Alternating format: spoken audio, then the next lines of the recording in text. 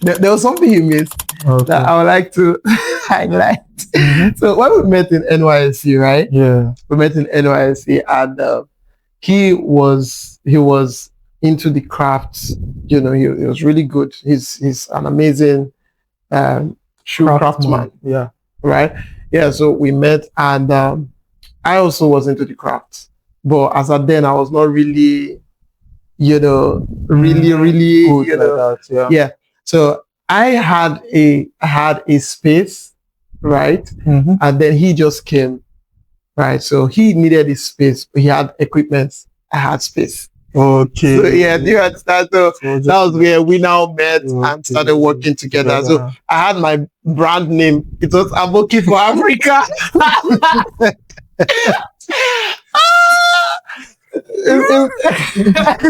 Don't do that. How do you come up with that name?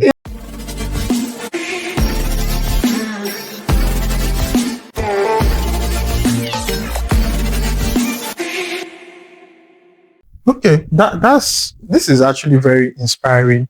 Other than, I think we've talked extensively, or at least we now have an idea of Flexor. Yeah. You understand? But I really want to know, who is Matthew King? Well, Matthew King is I wouldn't say complex, but I'm a very weird human being. I've had days where I stayed 2 days, right? I didn't speak to anybody, I didn't go anywhere, and I did not even talk to myself, just in quietness. So he knows that I'm unnecessarily quiet sometimes like that. So first of all, my name is Matthew King. I'm unemployed. I'm an unemployed shoe designer. You get so see, I when it comes to shoemaking, I used to see people that make shoes, right, footwears and palms, as demigods. There will be times when I will actually be coming back from school, and my friends, my siblings are going ahead of me. I'll actually stop far away and be watching somebody that's making a footwear. Wow. That was how much I marveled at the art. Now, my dad is somebody that frowns upon the idea of shoemaking, being a mechanic, being basically blue collar. Yes, he's always believed that work, the government will put you on pension and you take care of your family. That's my dad and the environment I grew up in. So the concept of shoemaking, and of all the things you want to do, shoemaking. Are you high? Also, are you sure you're my son? Type of things like that. So for a long period of time in my life, I could not actually practice it, learn, or whatever it is about it until I started being in like universities, schools, and now like he's not here. Yeah. My mom said nobody can tell me what to do. Yeah. So now, this spare time I have, let me try and acquire this knowledge. So basically, in the context and conversation of shoemaking, I basically taught myself shoemaking. You get? But along the journey, there were people that I had to be around them and pick sort up of one like or two mentors. as well. Yeah. But it was not necessarily come and see this, come and do this, we paid for this, we paid for that. No. I had to unlike me. These are the importance of shoemaking currently. Yeah. Because my journey in shoemaking and who I am to find myself in the craft was not a smooth one. It was not like now that you have lights, fan, they blow you, they'll be even telling you that come by so time, you have notebooks. Nobody's notebooking anything for you. You had to learn. To even speak intellectually as a shoe designer, I had to teach myself that. So it took me a whole lot of moving around and hiding and doing a whole lot of things before I am here sitting on this couch today. So there's a whole lot to it. And then it's about being brave. I was not brave for a long time.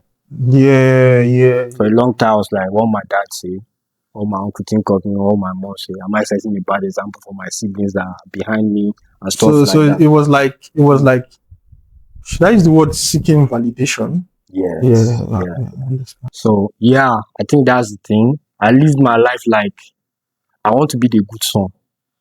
I want to be the good big brother. I want to be the good friend that everybody will be like, whenever they are citing an example, they'll be like, look at him. He's doing this, he's doing this. So for a while, I lived in a very confined space where I could not be myself, and there were so much anger growing inside of me. Yeah. Yes, because you are a child. You know, when a child like have an outburst, he does not know how to regulate his behaviors and how he will react to it. But now you can even tell me I'm a fool. I'll look at you and I'll be like, so you saying that I'm a fool now, how does that make you feel? Get. So it's been a journey for me and then an interesting one. So I'm happy that I'm in a space where I'm taking decisions and then I'm reflecting on certain things that I never thought that my mind is capable of holding. Awesome. Get. So that's just basically. So I think I want to ask you that same question. Who is Wisdom Ben Udi? All right. Wisdom Ben Udi. You like laughing. I like laughing. Yeah. Another funny thing is that you say wisdom Ben Udi. Me, I used to say wisdom Udi Ben. Okay. All right. So Wisdom Ben Udi, I see myself more of an essence than just a personality. Right. And I call myself the salt of the earth. Right, so a lot of people know me as the salt. That's Matthew. Book of Matthew. Yeah, you're the salt of the earth and the light of the world. Because I feel like I have a responsibility to like share my essence. Yes, which is like sharing God's essence through me, right? And I express that essence through 3 different expressions, right? And that's through words, through music, and through business, right? Yeah, so I have authored a book. Wow. Okay. Yeah. Breaking the norm. And that's one of the reasons why I love the fact that we are here having the opportunity. I mean, this is for me. This is like the best part of it. Do you understand? Yes. That you do what your business or your brand is able to inspire people enough that they want to like learn. Are you getting me? So they learn, and in that process of learning, like I said, the process is what builds the man or the woman, whoever is in the business. Right? It's not just about making money. It's about becoming a person of character. Except you are doing 419. You are doing Yahoo. If you are trying to actually run a business properly, right, you need to be a person of character. And it takes a lot to become a person of character. And as a leader, you John C. Maxwell, in his book 21 Irrefutable Laws of Leadership, the first law is the law of the lead, which expresses that your organization is like, it expresses who you are. Your organization cannot be higher than who you are. Do you understand? So I always tell people that it's not about what you are doing. It's about who you are. Are you getting me? Because what you are doing is going to flow from within. Right? So I release my essence through words like we are doing now, speaking or writing, right? And then through music. I'm a singer. I'm a fantastic singer by the grace of God. I actually want to say something. The person that is sitting with us, it was in fact, please everybody pardon me. He told me the thing, but in my head, what I have is the voice. Or is it Nigerian Got Talent? Nigerian Idol. Yeah. He was on Nigerian Idol. Yeah. Please, yeah. He was on Nigerian Idol last year, right? Yeah, last year. Yes, Nigerian Idol last year, and he went far. That's top 28. Top 28. Even though I don't exactly know how it goes. The ranking, but that's 28 top 10. Okay, stage before top 10. Yeah, that's really nice. So yeah, he's He's actually a musical artist. He was on The Voice. Nigerian Idol. Oh my God! The truth is that I actually want to say something, which is, I mean, we've done like 5 takes Yeah. for us to get to this level of comfort, because it was not really like, this idea is something I've had, but I'm not exactly the most outspoken person. So I don't know. There's just this feeling of, I want to put myself out there, I want to speak. But listening to both of you talk made me realize why I wanted to do this. Like, I just want, people to be comfortable saying this is how it is for me. Yeah. Like, I want to interview every type of person. That's both the people that have made it, the people that are still making it, the people that are you get that kind of thing. But I really want to focus on like average Nigerians, because whether you like it or not, we are going through a lot, especially young people. Yeah. It's not easy, like you trying to find out or figure the kind of person you want to be. He said something that I feel I could relate to, seeking validation. Yeah. There's a way our parents want us to be. There's a life they want, whether you like it or not. There's, for majority, there was this sense of, I want you to be a doctor. I want you to be a lawyer. Yeah. I want, irrespective of what you feel or how you. I mean, we've heard a lot of stories of people going to do a certain course in university, and at the end of the day, they just abandoned the degree and pursued what they wanted. This is also like I don't know the word, whether it's a wake-up call, and that's why this podcast is something that I want to do, in the sense, it happened to us. Yeah. One day we'll be parents. If we don't wake up to the reality that we have the obligation to be better people than our parents were, we'll keep repeating the cycle. And I think I came to the realization that they weren't doing it because they like hated us or they were domineering. They didn't know better. Yeah. Even though that's like really sad, because sometimes you can love someone, but when you're not loving the person right, it hurts even more than when you hate someone. Because in my own opinion, you keep doing that thing because in your mind it's love. Yeah. But that thing is like, affecting that person. Yeah. So that's why in our generation, you see people that are depressed, people that are socially awkward, and that's why people tend to things like drugs, alcohol, like things to distract themselves from whatever they are going through. So I'm like saying this to like every young person. Whatever you went through as a young person, you have the obligation to make sure that your kids don't go through that same thing by you being a better person. Yeah. If you were from a home where your dad was abusive, you have the obligation to make sure that you're not abusive to your wife.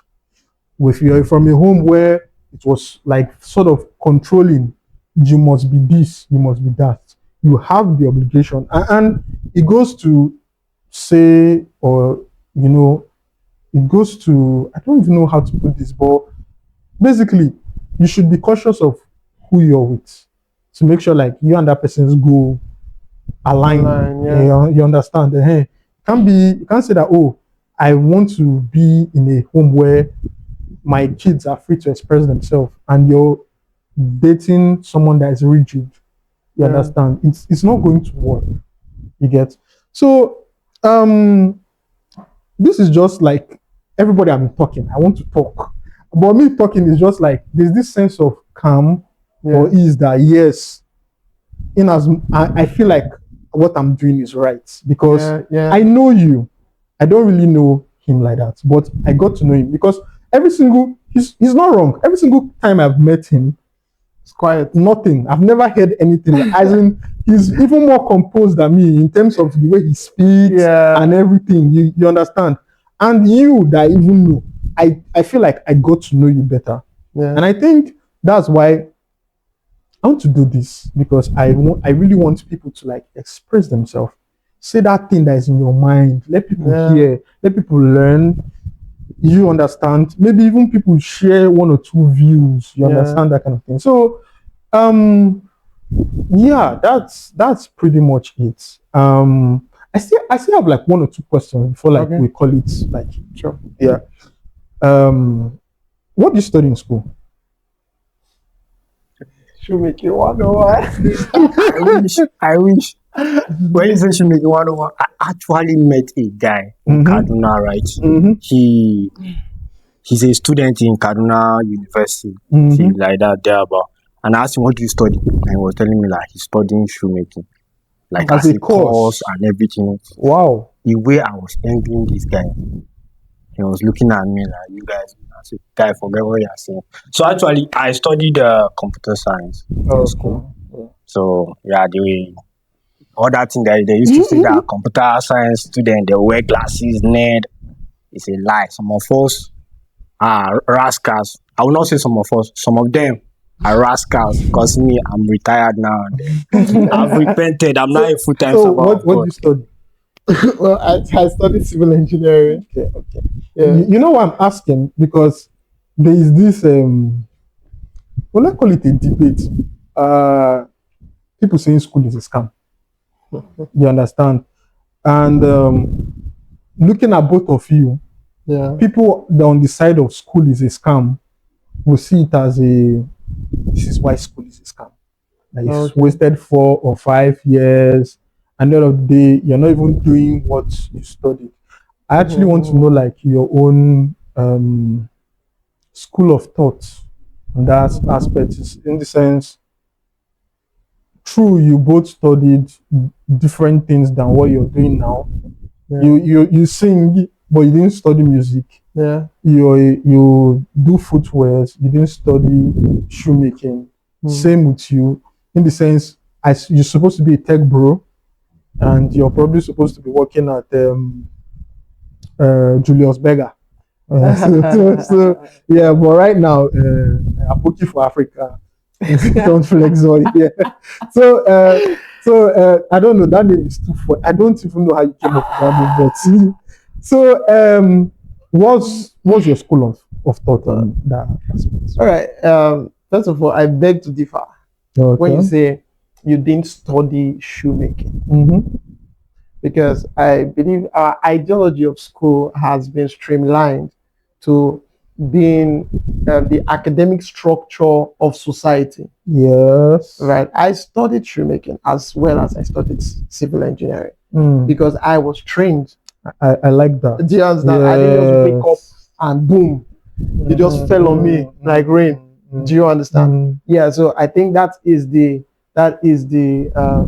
dynamics of school. Yeah. In life, you are home, right? When you are home with your parents, you are in a school. They say charity begins at home. So children's character is formed first by what they see their parents do. So that's the school already. That's like the first form of education. Yes, that's like the first form of education. So I believe in the journey of self-discovery, right? A young person must learn to explore, and then what captures your interest the most is where you now focus on. Yeah. I'm saying this because when I was much younger, I was seriously multi-talented. But I say seriously, I was one of those kids that can dance, sing, draw. You know, I could do so many things, and they were like giftings, right? I've had a dance crew. I've trained in a dance academy.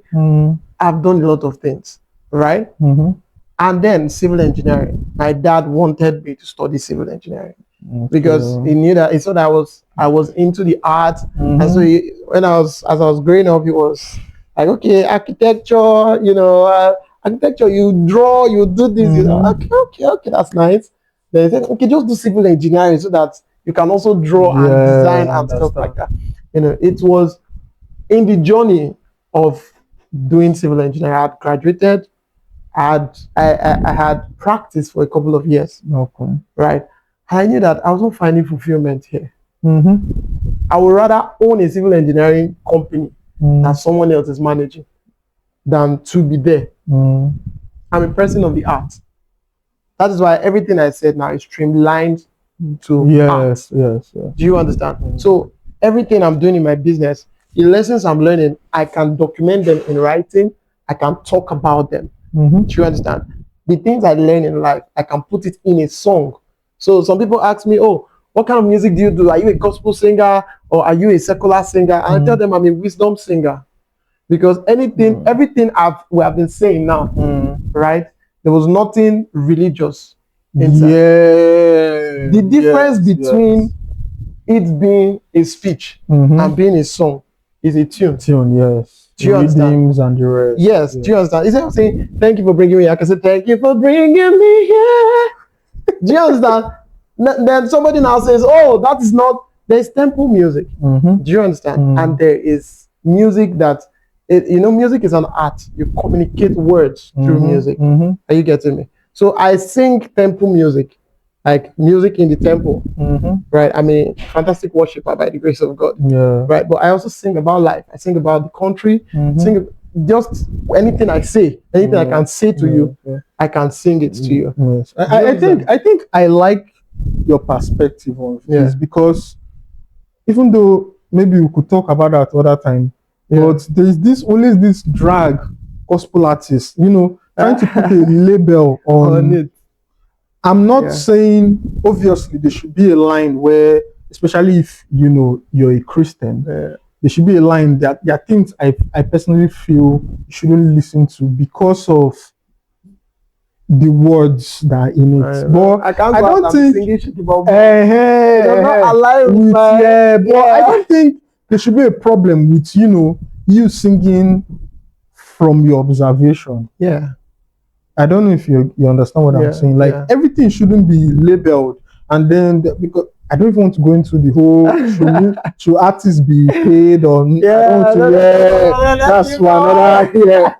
But I just feel like you should know, you should as a human being, you should do what you like.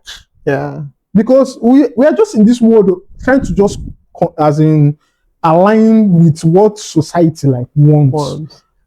There should always be balance. So it does not mean you should, but it's not that every time society just want to tell us the way things should be. It doesn't make sense. I don't know if you get. The people who are outstanding, they stand out. So that's basically what it is. So like I was saying, growing up being multi-talented, I came in contact with a kind of study. It says the cost of the multi-talented. And it says that most multi-talented people end up unsuccessful in life. Why? Because they don't know what to focus on. And I had a challenge for a long time. Yes, but with the help of mentorship, guidance, I started streamlining what I wanted to do. And today, everything I do, right, is within that frame. Is within that frame. Do you understand? So I'm not saying, okay, today I'm going to site. Tomorrow I come back and do something artistic and stuff like that. I know someone like that too. I actually know someone who is at some point he was a real estate manager. He was also a manager in a hotel. Here in Asabao, he was a real estate manager, a manager in a hotel. He did skits. He was also acting proper movies. Wow. He was singing. What else was it? I don't think there was any profession he was not doing. But where is it today? That's why I'm agreeing what you're saying. Because people kept telling him, choose one.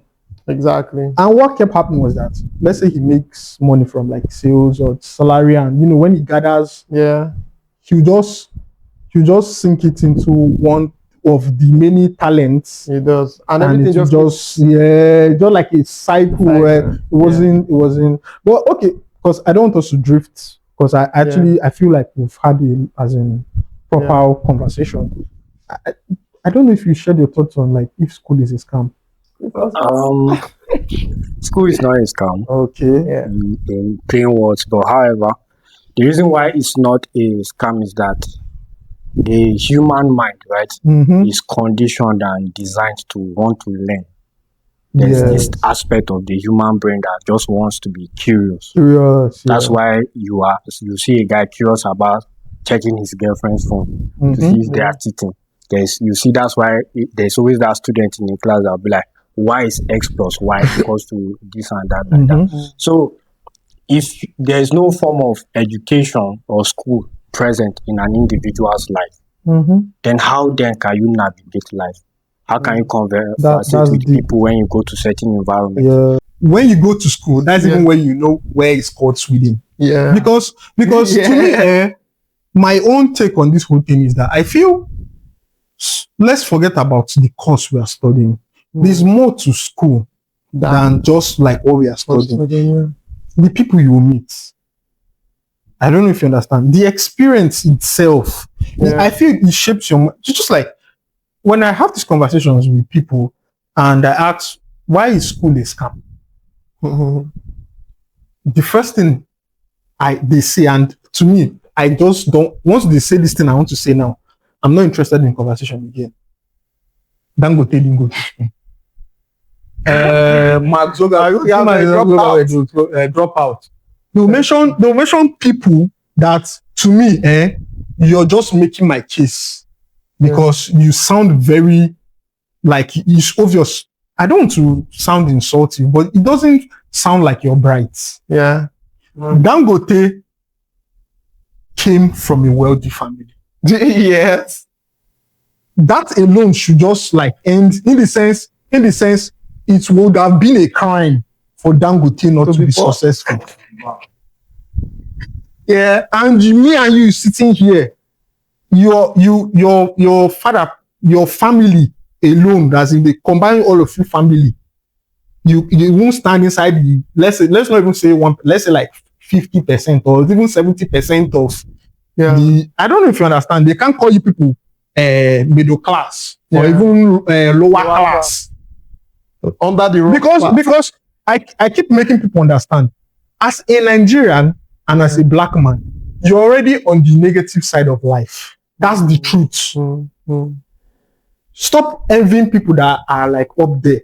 Your own is how can I survive and make something. You're already like as in Nigeria. Do you know what it means to be like born in a civilized society?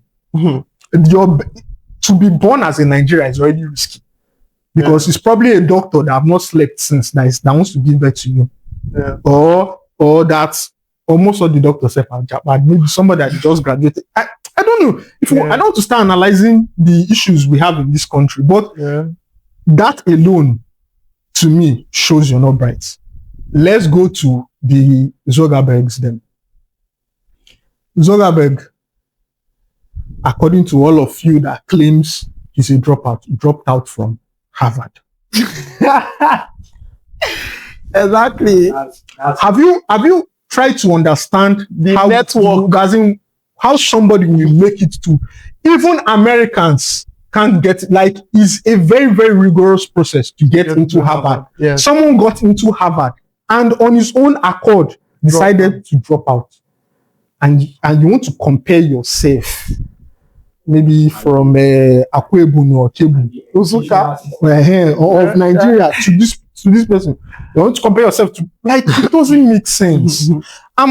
The truth is that there will always be cases where what you studied and what you are doing is going to be different. Yeah. But I don't think school or formal education should be written off because I've even met people. There's even because you can actually even meet people in Nigeria that were poor, were broke, and still they are even like amazingly rich. Yeah. For example, if you go to Anambra, somebody who was a boy apprentice, his master settled him. He was going to obviously be very rich. But I promise you, you don't want to have a conversation with this kind of people. Yeah. They are rich and wealthy. But you could see, this sort of lack of education in their life. Like, either it might be affecting their relationship with their family, that's their wife and their kids. It might be affecting their relationship with like people. I don't know if you get. Yeah. But at the end of the day, you could just see that there's this void, and maybe money is what they're using to like fill it. But okay, I just feel like we've spent a lot of time, and before like we call it a wrap, I just wanted people to like know. We've talked about Flexor, but like, how can people like reach you? They've heard about your brand, that you're a footwear brand, but okay, I want to get some of your footwears and stuff like that. Like, how can I go about it? Like, if you can share your Instagram page, though obviously we'll get it from you and put it in the video, but like, okay, I want to order a shoe or something like that. Like, how can I go about it? It's just an easy process. Send us a DM on any of our social media platform, either TikTok, Facebook, Instagram. Flexor Fashion is the name. When you send your DM, someone's going to reach out to you. Okay. So I think that it's easy now. Yes, it's very easy. So everyone, thank you so much for listening. This was actually a very, very amazing first session. We'll be having more conversations with people. Like I said, the idea of this, whole thing is talking with individuals, knowing the process, the hustle, the small wins, you understand, so that other people can learn. Yeah, so that other people can learn. Please follow us on all our social media page. The name of this podcast is called The Climb. Have an amazing day and see you on the next one.